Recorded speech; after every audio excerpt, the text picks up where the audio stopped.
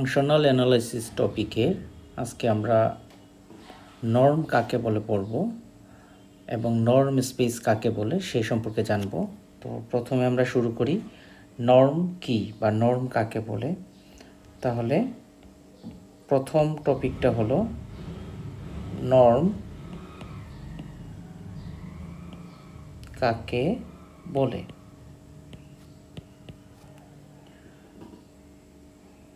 ধরি কে একটি ফিল্ড, সেটি বাস্তব হতে পারে অথবা কাল্পনিক হতে পারে, অর্থাৎ কমপ্লেক্স ফিল্ড হতে পারে অথবা রিয়েল নাম্বার ফিল্ড হতে পারে। এই ফিল্ডের মধ্যে সাধারণত আমরা জানি যে ফিল্ডে স্কেলার এবং ভেক্টর থাকে, সেজন্য এই ফিল্ডের একটি ভেক্টর এক্স একটি ভেক্টর জগৎ। তো আমরা সাধারণত জানি যে ফিল্ডে ভেক্টর এবং স্কেলার থাকে, তাহলে এই যে কে ফিল্ড সেটি বাস্তব অথবা কাল্পনিক হতে পারে। তার ভিতরে একটা সদস্য এক্স যেটি ভেক্টর ফিল্ড, ভেক্টর জগৎ বা লিনিয়ার জগৎ। ঠিক আছে, লিনিয়ার জগৎ এবং একটি ফাংশন যাকে আমরা ডট দিয়ে ডাবল ভার্টিক্যাল লাইন একটি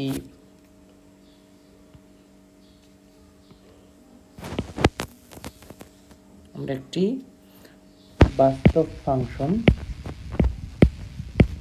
বাস্তব ফাংশন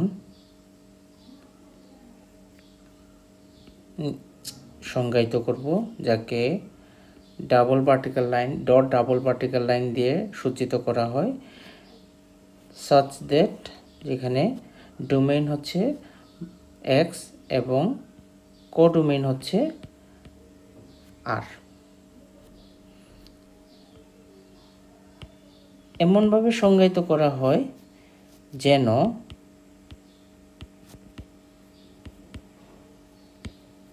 প্রত্যেক ভেক্টর এক্সের যারা সদস্য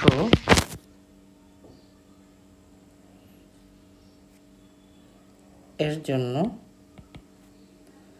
এর অনুষঙ্গী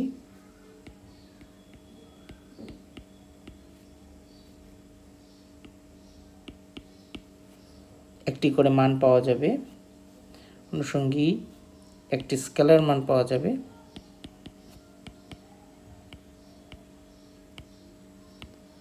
স্কেলার মান পাওয়া যাবে যাকে আমরা এক্স ডাবল পার্টিকেল অর্থাৎ এটাকে আমরা নর্ম বলবো, ডাবল পার্টিকেল যা কোডোমেইনের সদস্য হবে, বিদ্যমান থাকবে।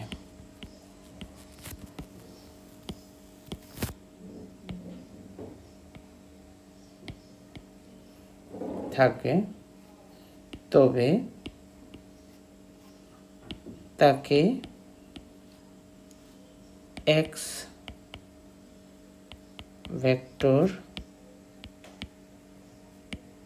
জগতের একটি নর্ম বলা হবে যদি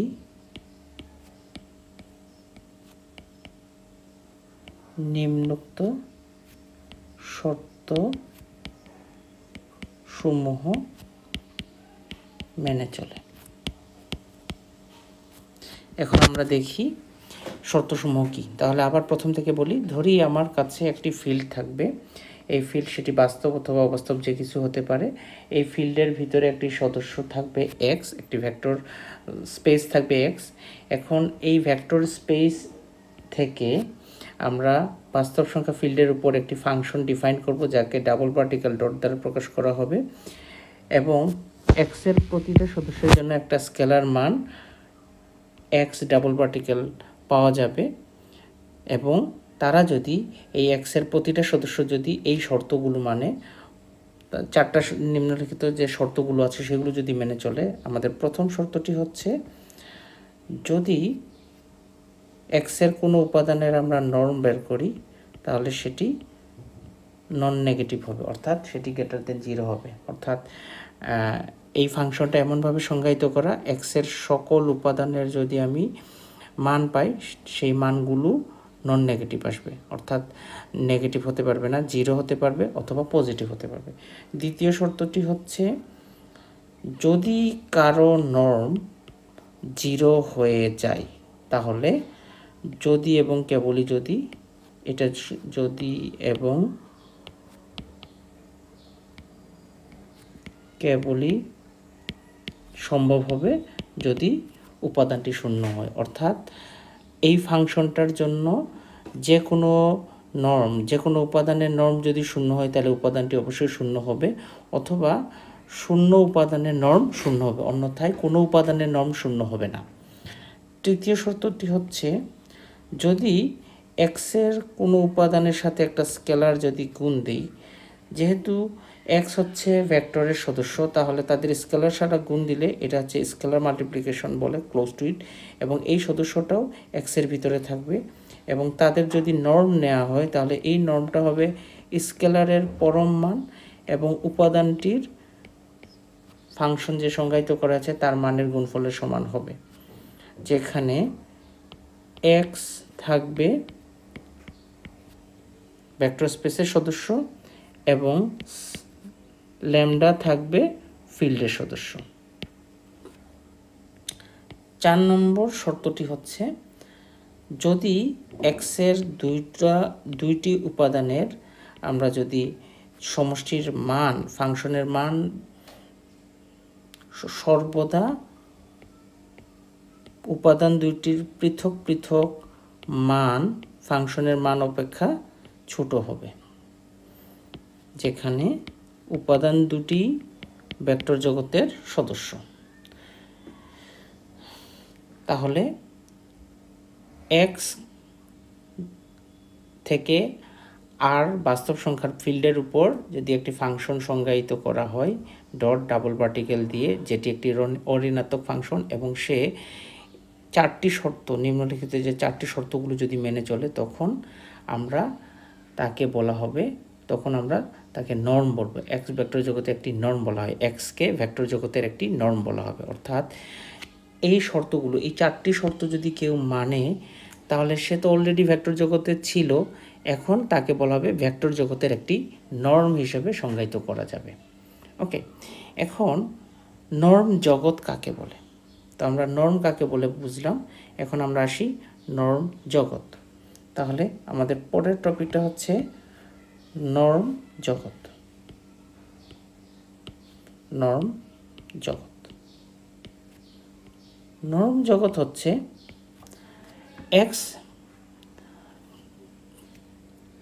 এক্স যেহেতু আর ফিল্ডের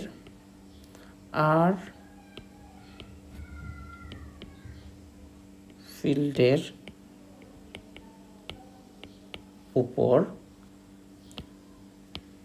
একটি ভেক্টর জগৎ এক্স কে আমরা যদি এই ফাংশন দ্বারা সংজ্ঞায়িত করি, x double particle such that x থেকে আর এর মধ্যে ফাংশনটা ডিফাইন করা হবে এবং নর্ম সহ একটি নর্ম ভেক্টর জগৎ। অর্থাৎ এক্স যে ভেক্টরটি ছিল, আর ফিল্ডের এক্স যে ভেক্টরটি ছিল, সে যদি নর্ম ফাংশনের 4টি বৈশিষ্ট্য যদি মেনে চলে তখন এক্স এবং এই নর্ম ফাংশনকে একত্রে বলা হয় নর্ম জগৎ। অর্থাৎ এক্স হচ্ছে নর্মের শর্ত 4টা মেনে চলে এবং নর্ম যে ফাংশনটি সংজ্ঞায়িত করা হয়েছিল তাদেরকে একত্রে এতকে নর্ম জগৎ বলে। তাহলে নর্ম জগৎ হতে হলে আমাদের কি হতে হবে, একটা ফাংশন নর্মের সকল শর্ত মেনে চলবে এবং একটি সেট নর্মের সকল শর্ত মানবে, 4টি শর্ত মানবে, এবং এই যে ফাংশনটি এবং যেই ভেক্টরটির জন্য নর্ম সিদ্ধ হয়েছে তাদেরকে একত্রে যদি আমরা লিখি তখন তাকে বলা হবে নর্ম জগৎ। এখন আসি পরের টপিকটি, এটি হচ্ছে সেমি নর্ম। এটিকে আমরা লিখব সেমি নর্ম। ওকে, আচ্ছা, এর আগে আমরা নর্মের কিছু উদাহরণ দিয়ে দেখি। উদাহরণ আমরা নর্মের কিছু উদাহরণ দেখব, নর্ম কি এবং তার উদাহরণটা কীরকম হয়। ধরো Rn ইউক্লিডিয়ান স্পেসে যদি নর্মকে সংজ্ঞায়িত করা হয় তাহলে এটা হচ্ছে একটি নর্ম জগৎ যেখানে একটি Rn নর্ম জগৎ আকারে লেখা হবে, যেখানে এক্স ডাবল পার্টিকেল লাইনকে আমরা সংজ্ঞায়িত করব এইভাবে। যেহেতু Rn যে n ডাইমেনশনাল স্পেস, তাহলে এখানকার একটি উপাদান সেটি এইভাবে আসবে। এখানকার একটি উপাদান x সমান x1 x2 x3 dot dot কত পর্যন্ত যাবে, xn যাবে, সে Rn এর সদস্য। এবং নর্ম সাধারণত মূল বিন্দু থেকে তার দূরত্বটাকে প্রকাশ করবে, অর্থাৎ নর্ম হচ্ছে একটা ডিস্টেন্স ফাংশন। তাহলে এই Rn এর যে উপাদানটি আছে তার নর্মকে আমরা এভাবে লিখব, নর্ম অফ x সমান x1 minus 0 whole square x2 minus 0 whole square dot dot xn minus 0 whole square এর বর্গমূল চিহ্নটা আসবে। তো আমরা এটাকে কি লিখতে পারি, x1 square x2 square dot dot xn square এর বর্গমূল চিহ্নটা আসবে। এবং আমরা জানি যে কোনো কিছুর বর্গ তার পরম মানের বর্গ পরস্পর সমান, তাহলে এই প্রতিটা উপাদানকে আমরা পরম মানের বর্গ আকারে প্রকাশ করি, তাহলে আমাদের আসবে xn স্কোয়ার এবং সেটার বর্গমূল দিব আমরা। যেহেতু এটি যোগফল আকারে আছে তাহলে আমরা দিব সামেশন i এর মান 1 থেকে n xi বর্গমূলের স্কোয়ার, এই বর্গের স্কোয়ার, এবং বর্গমূলটাকে পাওয়ার হাফ আকারে লিখব। এটা হচ্ছে Rn নর্ম জগতের নর্মকে সংজ্ঞায়িত করা হয় এইভাবে। ঠিক একই রকম আমি যদি কমপ্লেক্স নাম্বারের জন্য সংজ্ঞায়িত করি তাহলে কমপ্লেক্স নাম্বার ফিল্ডকে আমরা Cn, তাহলে n ডাইমেনশনাল কমপ্লেক্স নাম্বারকে আমরা Cn দ্বারা প্রকাশ করব এবং তার নর্মকে আমরা x ডাবল পার্টিকেল দ্বারা লিখব। অত একটি Cn নর্ম জগৎ বলা হবে। আমরা আগেই জেনেছি যে সেট এবং সংজ্ঞায়িত ফাংশনকে একসাথে বললে তাদেরকে আমরা নর্ম জগৎ বলে থাকি। তাহলে এটা Cn নর্ম জগৎ হবে এবং তাকে আমরা সংজ্ঞায়িত করব নিম্নরূপ উপায়ে। তাকে আমরা সংজ্ঞায়িত করব এইভাবে, যেহেতু Cnটা n ডাইমেনশনাল তাহলে Cn এর একটি উপাদান ধরো x যদি হয়ে থাকে তাহলে সেটি হবে x1 x2 dot dot xn, এটা হচ্ছে Cn এর সদস্য। এবং Cn যেহেতু কমপ্লেক্স নাম্বার তাহলে আমরা Cn এর আরেকটা সদস্য নেই, যেহেতু আমরা নর্ম বের করব মূল বিন্দুর সাপেক্ষে, মূল বিন্দু থেকে দূরত্বের সাপেক্ষে, তাহলে আমরা দিব যে 0 Cn এর একটি সদস্য, যেখানে 0 0 0 এটা হচ্ছে n ডাইমেনশনাল পর্যন্ত থাকবে। এবং এই যে x উপাদান, x ভেক্টর যেটি, এবং জিরো ভেক্টর যেটি, এই দুটির মধ্যবর্তী দূরত্বকেই নর্ম দ্বারা প্রকাশ করা হয়। তাহলে আমরা লিখব যেখানে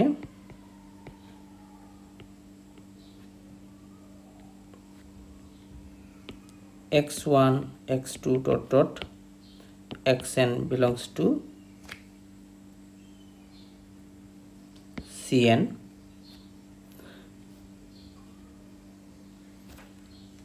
x1 x2 এটা Cn না, এটা কমপ্লেক্স নাম্বার দিব আমরা, এবং এটা কমপ্লেক্স নাম্বার, এবং জিরো হচ্ছে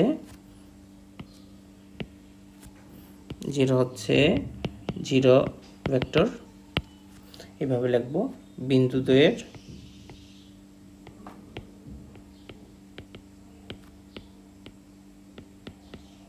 মধ্যবর্তী দূরত্ব নির্দেশ করবে। আমরা সবসময় মনে রাখব যে নর্ম ফাংশন হচ্ছে দুইটি বিন্দুর দূরত্ব নির্দেশ করে। তাহলে আমরা লিখব এইভাবে, কমপ্লেক্স ফিল্ডে নর্মকে আমরা এইভাবে দিব এক্স নর্ম। যেহেতু কমপ্লেক্স নাম্বারে আমার যে মানটি আসবে সেটি বাস্তব, সেজন্য তাদের নর্মকে মডুলাস আকারে লিখতে হবে। তাহলে x1 এর সাথে জিরোর দূরত্ব x1 হবে, x1 এবং 0 এর মধ্যবর্তী দূরত্ব হবে x1, এবং তার মডুলাসের স্কয়ার দিব x2 এর স্কয়ার ডট ডট xn এর স্কয়ার, এবং এটি বর্গমূল আকারে লেখা হবে। খেয়াল থাকে যেন আগেরটি যখন বাস্তব সংখ্যা যখন করেছি তখন প্রথমেই কিন্তু মডুলাস দেইনি, কারণ বাস্তব সংখ্যার জন্য মানটা বাস্তবে আসবে, কিন্তু কমপ্লেক্স নাম্বারের বাস্তব মান পেতে হলে আমাকে মডুলাস দিয়ে কাজ করতে হয়। তো আমরা জানি যে মডুলাসের যে মান সেটি হচ্ছে বাস্তব, এবং এই যে রাশিটাকে যদি আমি সামেশন দিয়ে লিখতে চাই, তাহলে সামেশন আই এর মান 1 থেকে n এক্স আই মডুলাসের স্কয়ার, এবং এটা হচ্ছে বর্গমূল, অথবা সামেশন অফ আই এর মান 1 থেকে n এক্স আই মডুলাসের স্কয়ারের পাওয়ার হাফ।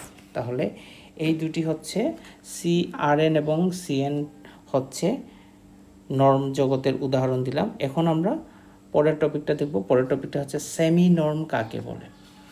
আমরা সেমি নর্ম কাকে বলে সেটা পড়ব। সেমি নর্ম, তাহলে আমাদের পরের সংখ্যাটা হচ্ছে সেমি নর্ম। সেমি নর্ম,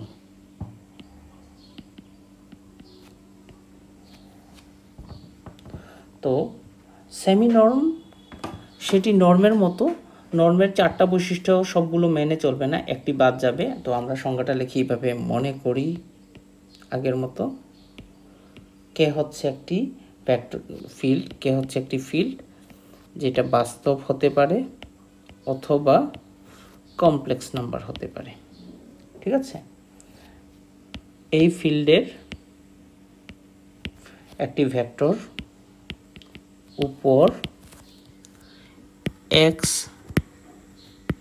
একটি ভেক্টর জগৎ, x একটি ভেক্টর জগৎ। এখন একটি বাস্তব ফাংশন আগের মতোই, একটি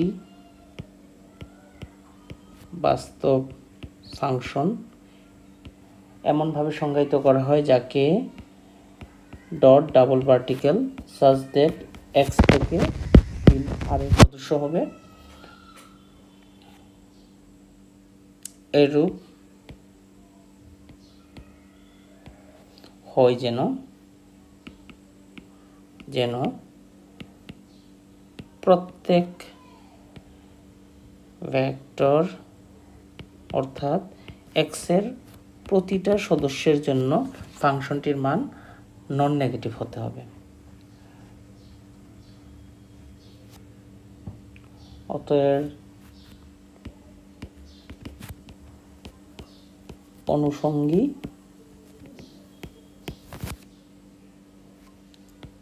একটি স্কেলার যাকে double particle belongs to real number বিদ্যমান থাকবে। তবে মনে রাখতে হবে যে এই বাস্তব যে মানটা, এই মানটি সবসময় নন নেগেটিভ হবে। যদিও এখানে রিয়েল নাম্বার দিয়েছি, পরের যখন শর্তগুলো যখন আসবে তখন সেটি অবশ্যই নন নেগেটিভ হবে এবং অত বিদ্যমান থাকে এবং নিম্নোক্ত শর্ত সমূহ মেনে চলে।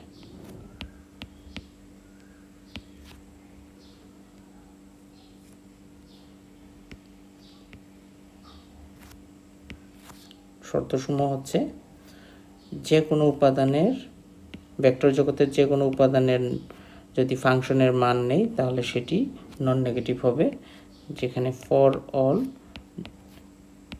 এক্স হচ্ছে ভেক্টর জগতের যে কোনো সদস্য। দ্বিতীয় শর্তটি হচ্ছে কোনো উপাদানের সাথে স্কেলার গুণ করার পরে যে ভেক্টরটি আসবে সেটির ফাংশনের মান হবে স্কেলারটির পরম মান এবং উপাদানটির ফাংশনের মানের গুণফলের সমান। তৃতীয় শর্তটি হচ্ছে যদি for all x belongs to x lambda belongs to R, যদি এক্সের দুইটা উপাদানের সমষ্টির ফাংশনের মান থাকবে, যে মানটি পাওয়া যাবে সেটি উপাদানগুলোর ফাংশনের মানের সমষ্টি অপেক্ষা ছোট হবে। খেয়াল থাকে যেন সেমি নর্ম এবং নর্মের মধ্যে পার্থক্য হচ্ছে নর্মে 4টি শর্ত ছিল এবং সেমি নর্মে 3টি শর্ত মেনে চলে। নর্মের যে 2 নম্বর শর্তটি, অর্থাৎ কোনো কিছুর উপাদান, কোনো উপাদানের নর্ম শূন্য হলে উপাদানটি শূন্য হবে, এই শর্তটি সেমি নর্মের নেই। তাহলে যারা এক্স ভেক্টর জগতের যদি সে এই 3টি শর্ত মেনে চলে তখন তাকে বলা হবে সেমি নর্ম। ঠিক আছে, তাহলে অত বিদ্যমান থাকে এবং নিম্নোক্ত শর্তসমূহ মেনে চলে, তাহলে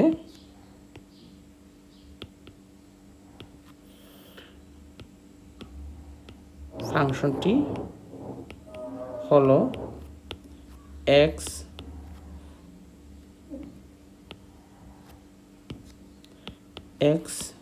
এর সেমি নর্ম। তো আমরা প্রথম থেকে একটি রিভিউ দেই। আমার কাছে নর্ম কাকে বলে যদি বলে, তাহলে নর্মের জন্য একটা ফিল্ড থাকবে। ফিল্ড সেটা বাস্তব হতে পারে,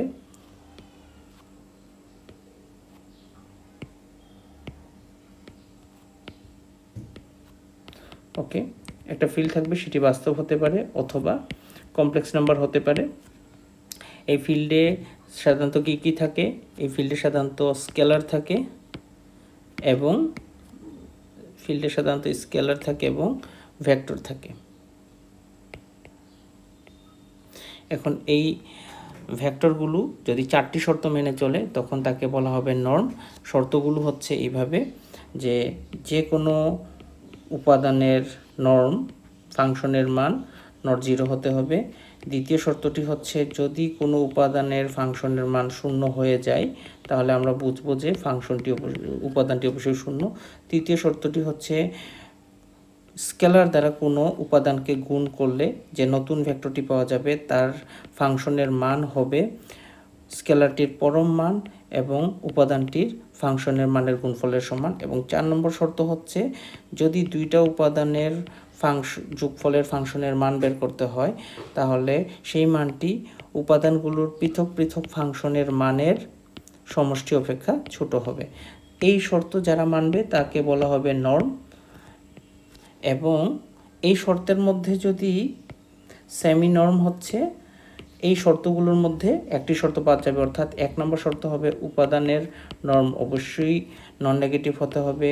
2 নম্বর শর্ত হচ্ছে কোনো স্কেলার এবং উপাদানের গুণফলের নর্ম বা ফাংশনের মান অবশ্যই স্কেলারটির পরম মান এবং উপাদানটির ফাংশনের মানের গুণফলের সমান। 3 নম্বর শর্ত হচ্ছে দুইটা উপাদানের সমষ্টির ফাংশনের মান উপাদানগুলোর পৃথক পৃথক ফাংশনের মানের শর্তটি অপেক্ষা ছোট হবে।